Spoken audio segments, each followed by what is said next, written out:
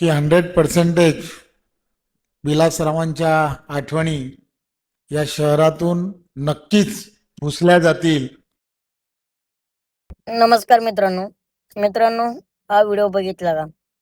प्रथम तर तुम्हाला सांगतोय मित्रांनो, ना मी कुठल्या पक्षाचा आहे, ना मी कुठल्या नेत्याचा आहे.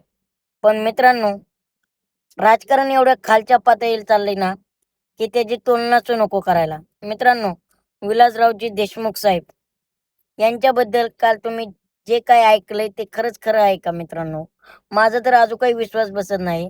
रवींद्र चव्हाण साहेब यांचं काय शब्द येत आहेत सभेत, दोन लोकांच्या टाळ्या मिळवण्यासाठी तुम्ही डायरेक्ट काय म्हणताय, इतिहास पुसला जाईल. विलासराव देशमुख साहेबांचा एवढं काम करूया. मित्रांनो, विलासराव देशमुख साहेबांचा इतिहास पुसणं एवढं सोपं आहे का हो? सिरियसली सांगतो मित्रांनो, कालचा वाद झाल्यामुळं मला रवींद्र चव्हाणांचं नाव माहीत झालंय.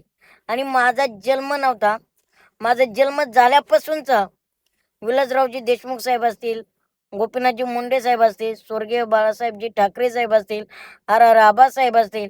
मित्रांनो, हे दिग्गज जे नेते आहेत ना, त्यांनी राजकारण केलं नाही, तर त्यांनी समाजकारण सुद्धा केलं मित्रांनो. आणि विलासरावजी देशमुख साहेब हे लातूर पुरते मर्यादित नव्हते हो, तर ते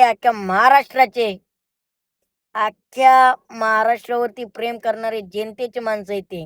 हे जे नेते होऊन गेलेत ना, यांची सर तुम्हाला येणार नाही. आणि खरं तुम्ही काय त्यांचा इतिहास पुसता हो? रवींद्र चव्हाण साहेब, तुम्ही विचार करा. तुम्ही नसताना लोकांना तुम्ही दिसताल का? तुमची नावं आठवतील का? याचा थोडाफार विचार करा. मी थोडं कडू बोलतोय, पण सत्य बोलतोय.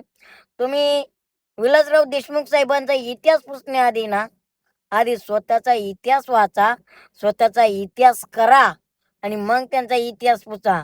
आणि दुसरी महत्त्वाची गोष्ट एक तुम्हाला सांगतोय.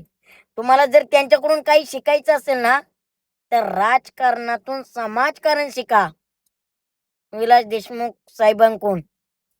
त्यांचं राजकारण आणि त्यांची कामं जी केलेत आणि त्यांचे विचार तुम्हाला नाही जमणार, ना तुमच्या पक्षाला नाही जमणार आणि ना तुमच्या 7 पिढ्या आल्या तरी हे जे 5 नेते होऊन गेलेत ना, यांचा इतिहास तुम्हाला कधीच पुसता येणार नाही. ही काळ्या दगडावरची पांढरी रेघ आहे. आता इथं अंध भक्तांना खूप राग येणार, पण येऊ द्या. कारण आहे ना, या नेत्यांबद्दल जर आपण बोललो ना, तर हे नेते नाहीत, तर आपल्या महाराष्ट्राचे, आपल्या जमीन महाराष्ट्राचं काहीतरी दुर्दैव म्हणावं लागेल, की असे आपण हिरे गमावलेले आहेत. हिरे आहेत. आणि